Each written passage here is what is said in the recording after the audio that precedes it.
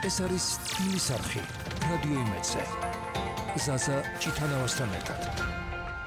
მოგესალმებით, რადიო იმედის სტილის არხის ფორმატში განვაგრძობთ მუშაობას 9 საათი 21 წუთი გახლავთ და ჩვენ ახლა გამოეხმაურებით იმ ფაქტს, რომ საკპატენტმა კიდევ 5 ქართული ბრენდი დაარეგისტრირა და გეოგრაფიული აღნიშვნის თუ ადგილწარმოშობის დასახელების სტატუსის მინიჭების დეტალებზე ჩვენ ახლა საკპატენტის თავმჯდომარისგან სოსო გიორგაძისგან პირადად მოვისმენთ. გამარჯობა. დილამშვიდობის. მადლობა სტუმრობისთვის. სადაც კიდევ 5 რეგისტრაცია განხორციელდა თქვენი ორგანიზაციის მიერ და ჩამოვთვლით თქვენის ნებართვით გორის ვაშლი, სვანური მარილი, კახური შაშხი და ბოლნისის ახალი კარტოფილი გეოგრაფიული აღნიშვნების სახით შევიდა სიაში და ასევე ოვჩა სვანური მარილი და ოვჩა ოვჩის ღვინო, რომელიც ჩვენ ლოკალურ სივრცეში ნელ-ნელა ისედაც ცნობილი იყო, მაგრამ ამას განსაკუთრებული მნიშვნელობა აქვს უკვე ქვეყნის ცნობადობის გამყარებისთვის ფარგლებს გარეთ ჩვენი საზღვრებისა. მოკლედ პირველ რიგში გითხარით, კიდევ ერთხელ გითხარით და შეგვახსენეთ ამ მათ მნიშვნელობაზე, ჯერ ლოკალურ ღირებულებაზე და აუცილებლობაზე ვისაუბროთ და შემდეგ საერთაშორისო თვალსაზრისით ამ აქტივობაზე. კიდევ ერთხელ მადლობა მოწვევისთვის და მადლობა იმისთვის, რომ თქვენი რადიო საშუალებით გვეძლევა საშუალება საკპატენტს ამ უნიკალური პროდუქტების შესახებ პირველ რიგში ქვეყნის შიგნით ვისაუბროთ მათ მნიშვნელობაზე და ასევე მოვახდინოთ პოპულარიზაცია, მოგეხსენებათ შიდა ბაზარზეც ეს მნიშვნელოვანი ამბავია თითოეული ამ პროდუქტისთვის. რაც შეეხება მათ რეგისტრაციას, რეგისტრაცია ემსახურება სხვადასხვა მიზანს. პირველ რიგში ეს არის აღწერა და ერთგვარი რეესტრის შექმნა იმ უნიკალური პროდუქტების, რომელიც პირდაპირ არის დაკავშირებული საქართველოსთან და საქართველოსთან არ არის დაკავშირებული მხოლოდ ტერიტორიული, ანუ გეოგრაფიული მნიშვნელობით, არამედ იმისთვის, რომ ესა თუ ის პროდუქტი გეოგრაფიულ აღნიშვნათ, ან ადგილწარმოშობის დასახელებად დარეგისტრირდეს, აუცილებელი კომპონენტი ტერიტორიულ გეოგრაფიულ წარმომავლობასთან ერთად ასევე არის მისი კავშირი ადგილობრივ მოსახლეობასთან. ანუ ეს პროდუქტი, ამ პროდუქტის დამზადება აუცილებლად უნდა წარმოადგენდეს ტრადიციას, რომელიც წლების თუ საუკუნეების განმავლობაში ყალიბდებოდა კონკრეტულ გეოგრაფიულ არეაში მცხოვრები კონკრეტული ადამიანთა კონკრეტული ჯგუფის მიერ. ეს ორი მნიშვნელოვანი კომპონენტი აქცევს ამა თუ იმ სხვა ბუნებრივია სხვა ასე ვთქვათ კრიტერიუმებთან ერთად აქცევს უნიკალურ პროდუქტებად, რომელიც რეგისტრაცია და დაცვა ჩვენ შეგვიძლია გეოგრაფიული აღნიშვნის თუ ადგილწარმოშობის დასახელების სტატუსით.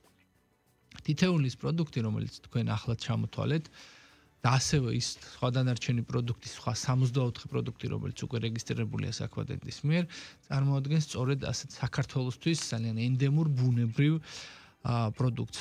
როგორც თქვენ იცით, უმრავლესობა ეს არის ქართული ღვინოები და ეს არც არის გასაკვირი, იმიტომ რომ საქართველო არის უძველესი ქვეყანა, ვაზის ქვეყანა, რომელსაც აქვს 8000 წელი ღვინის წარმოების უწყვეტი კულტურა, რამაც ბუნებრივია გავლენა მოახდინა ვაზ და ჯიშების მრავალფეროვნებაზე, ღვინის დაყენების ტრადიციის ჩამოყალიბებაზე და ასე შემდეგ ჩვენ მივიღეთ სხვადასხვა მეთოდებით ღვინის წარმოება, მივიღეთ ძალიან ბევრი ვაზის ჯიში გვაქვს და სხვადასხვა მიკროზონები.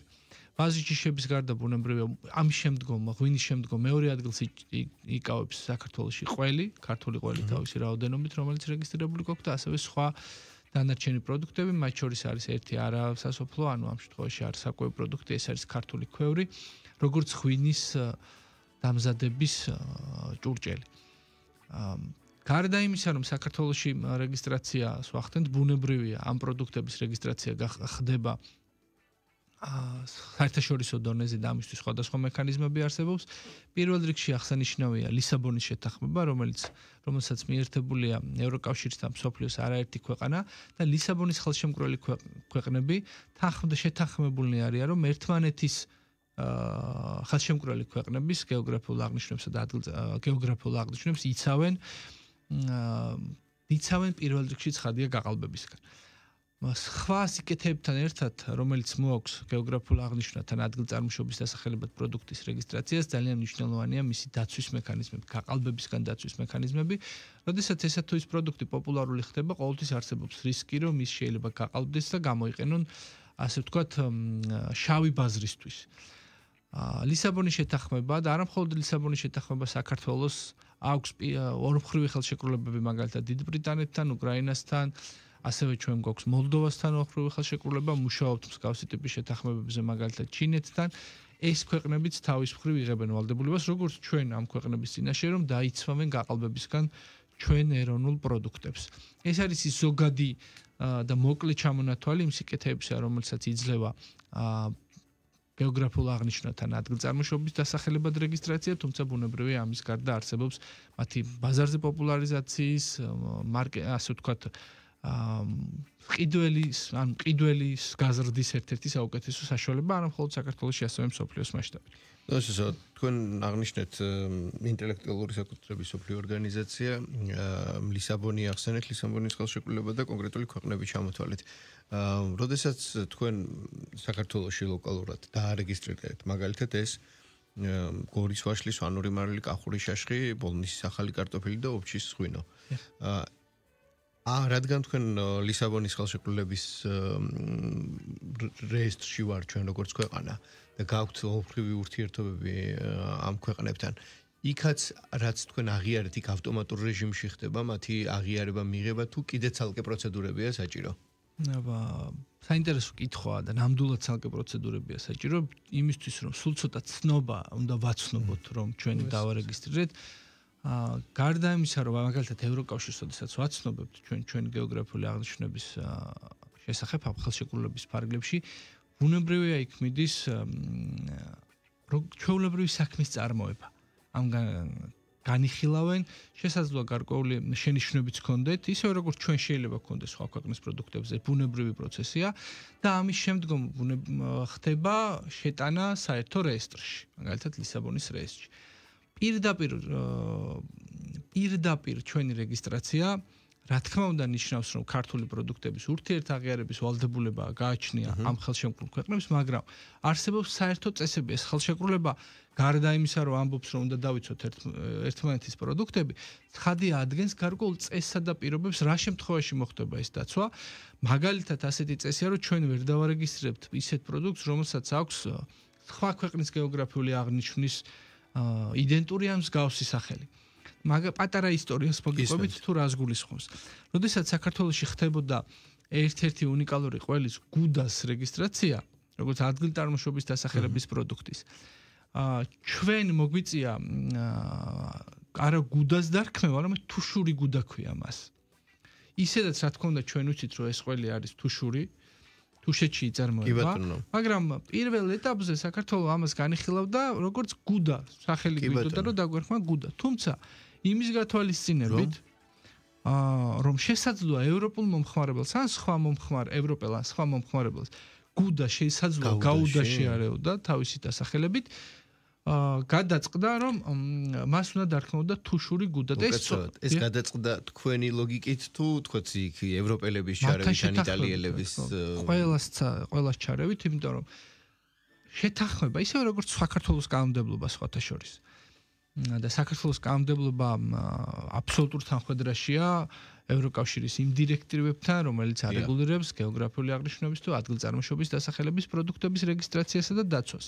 შესაბამისად, როგორც შიდა, ასევე საერთაშორისო რეგულაციებით, განსაზღვრულია, რომ არ შეიძლება არა მხოლოდ იდენტური სახელის დარქმევა, არამედ არ შეიძლება ისეთი სახელის დარქმევა, რომელმაც შესაძლოა მანამდე უკვე რეგისტრირებული პროდუქტთან აღრევა, ან იმ დონით მსგავსება შეიძლება გამოიწვიოს, რომ მომხმარებელი შეცდეს. ამიტომ ეს გახდა საფუძველი იმისა, რომ ჩვენ უკვე რეგისტრირებული იყო გაუდა და გუდას ან მოგხსენებათ, რომ შესაძლოა რაღაცას გამოეთქვა ეს როგორც გაუდა, ამიტომ დარეგისტრირდა როგორც თუშური გუდა. ანუ როგორც ბევრი წლის წინ იყო, მე მგონი ახლა არც არსებობს ალბათ ეს ბრენდი, არ ვიცი, ცნობილი Adidas-ი და Adibas-ი, მსგავსი გაუგებრობა აქ, ესე იგი, ხელშეკრულებისა და შეთანხმებების საფუძველზე აღარ იქნება. კი, ანუ ეს Adidas-ის და Adibas-ის შემთხვევა, ესეც ინტელექტუალური საკუთრების წესებით რეგულირდება, იმიტომ რომ ეს არის სასაქონლო ნიშანი. იქაც მათ შორის როგორც გეოგრაფიულ აღნიშვნაში, სასაქონლო ნიშნების რეგისტრაციის დროს ერთ-ერთი უმთავრესი კომპონენტი სწორედ ის არის, რომ ან მომხმარებელი არ უნდა შეიყვანოს შეცდომაში და ზოგადად სასაქონლო ნიშნის ამოცანაც სწორედ ის არის, რომ კონკრეტულ ბრენდს კონდეს თავისი ნიშა, თავისი სახელი, რომელთანაც ასოცირდება ის პროდუქტი, რომელსაც ესა თუ ის კომპანია აწარმოებს. შესაბამისად, თავარი ამოცანა, რაც მან უნდა შეასრულოს პოპულარიზაციასთან, ცნობადობასთან ერთად, არის აუცილებლად ის, რომ განასხვავებდეს სხვის პროდუქტებს. გასაგებია და ის რაც წლების განმავლობაში მარკეტინგული ცნობადობის კუთხით დააგროვა ერთმა ბრენდმა, ხოლო და ასოცილებით შეიძლება ხომ წაართვას და ამ აბსოლუტურად ნუ არ დაუშვენ და გასაგებია ის გამოცდილების საფუძველზეა. ისევ დაუბრუნდები ლისაბონის ხელშეკრულებას ინტელექტუალური საკუთრების სოფლიო ორგანიზაციისა. ლისაბონის ხელშეკრულების ხელმომწერი ქვეყნებისთვის ალბათ გასაგებია რომ თამაშის ერთიანი წესები თავიდანვე და იმთავითოდ გინდება და ეს მხოლოდ ევროპულ სახელმწიფოებს მოიცავს თუ არა მხოლოდ? ლისაბონი არა მხოლოდ ევროპულ სახელმწიფოებს მოიცავს, თუმცა არის მათ შორის ქვეყნები, ევროპული და არაევროკავშირის ქვეყნები, რომლებიც არ არიან ლისაბონის ხელშემკრული ქვეყნები, თუმცა გარდა იმისა, რომ ასე ვთქვათ, არსებობს ორმხრივი ხელშეკრულება, ქვეყნები, რომლებიც არ არიან ლისაბონის ხელშემკრული ქვეყნები და ასევე არსებობს ჟენევის ხელშეკრულება. კი ბატონო. ჟენევის ხელშეკრულებასთან მიერთების პროცედურები ახლა მიმდინარეობს საქართველოში. საქმედეთმა შეიმუშავა შესაბამისი რეგულაციები და ახლა უკვე უნდა მოხდეს რატიფიცირება. მაგრამ გარდა ჟენევისა და ლისაბონის ხელშეკრულებისა არსებობს ორმხრივი შეთანხმებები, როგორც უკვე გითხარით, მაგალითად მოლდოვასთან, უკრაინასთან და დიდ ბრიტანეთთან.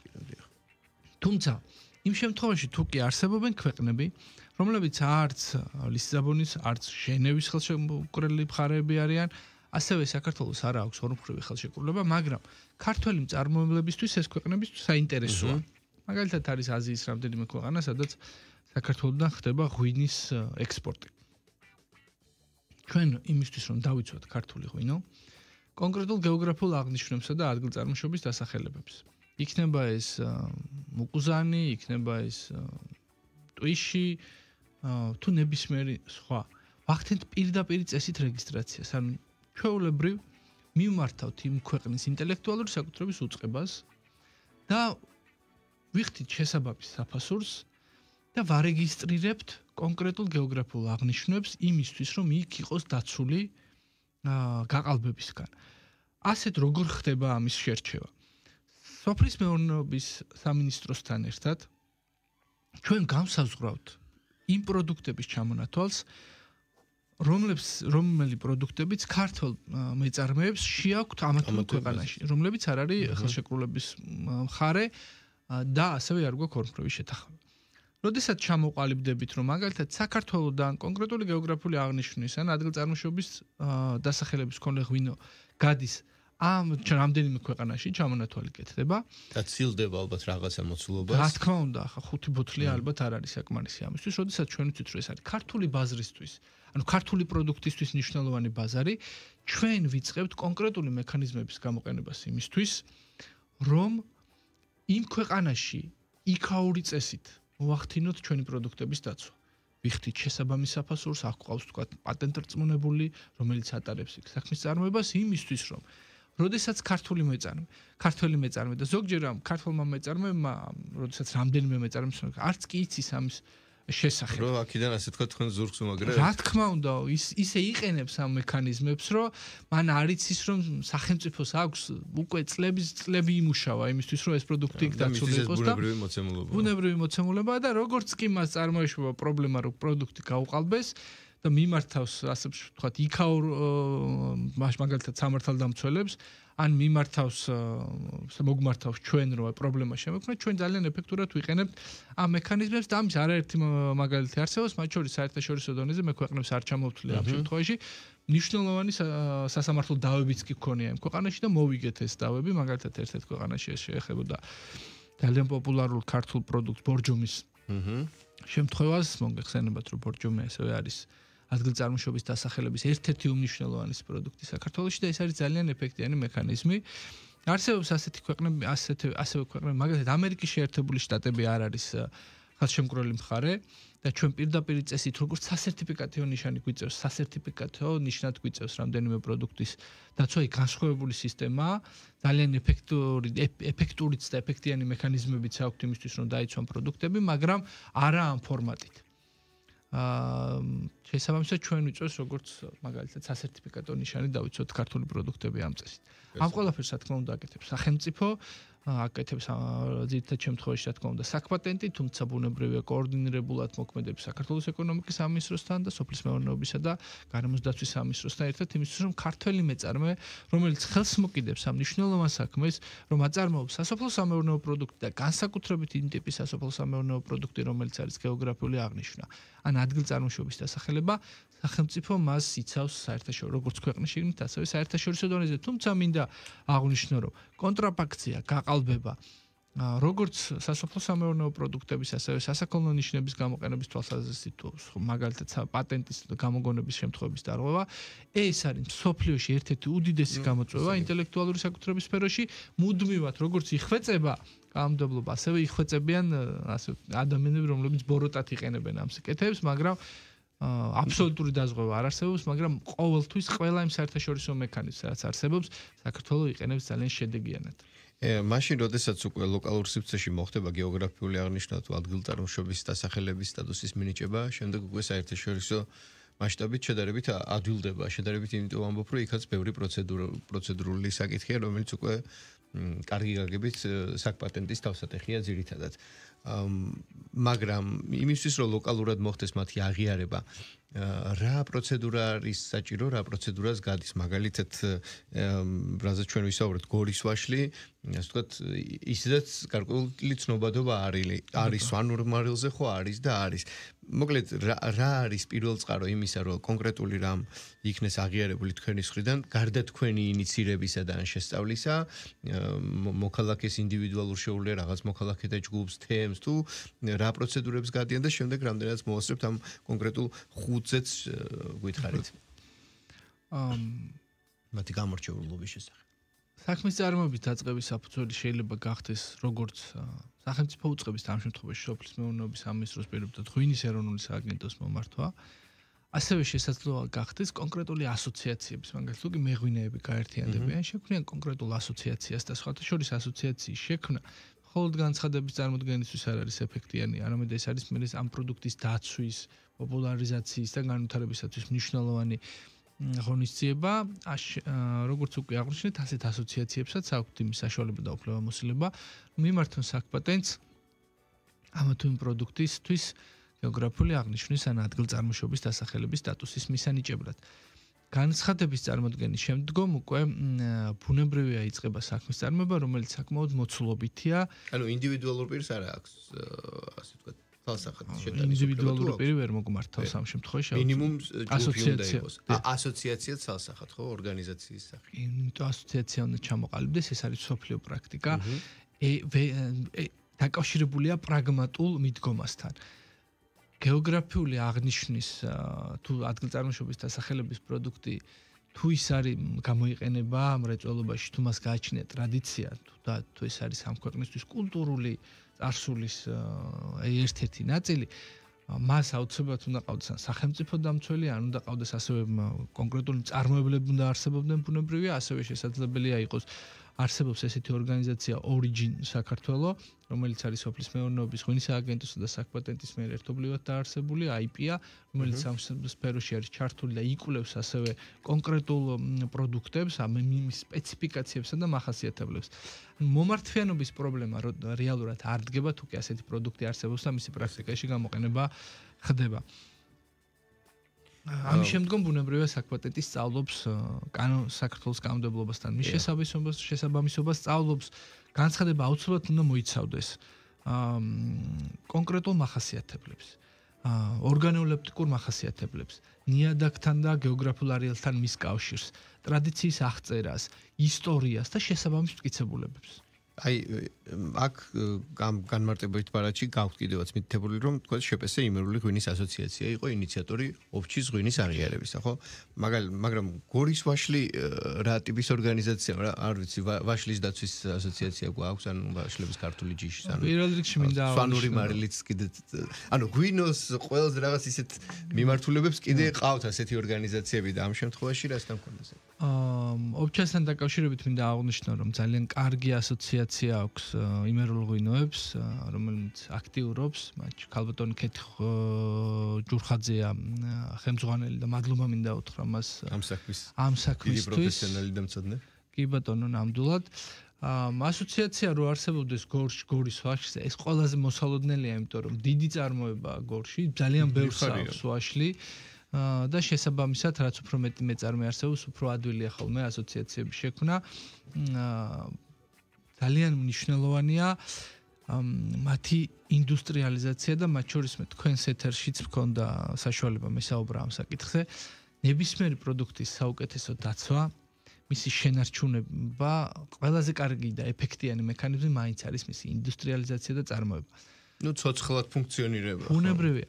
ისევე როგორც კულტურის სხვა მიმართულებების საუკეთესო დაცვა ხდება მაშინ, როდესაც ადამიანები მას პრაქტიკაში იყენებენ და მისგან იღებენ სარგებელს, მათ აქვთ დაინტერესება, სახელმწიფოც იღებს სარგებელს და ბუნებრივია, უფრო მეტად ხდება დაცვაც და განვითარებაც. კი ბატონო, და იმას კიდე სხვა სახელი აქვს კულტურული მემკვიდრეობა და ეს კიდე როგორც ცოცხალი ორგანიზმი, რომელიც არსებობს და იმისთვის რომ ამ ფორმატში იარსებოს და ქვეყანასთან ასოცირდებოდეს, ალბათ ერთ-ერთი ყველაზე მნიშვნელოვანი და კარგი ელემენტია. მადლობა სტუმრობისთვის, განმარტებებისთვის.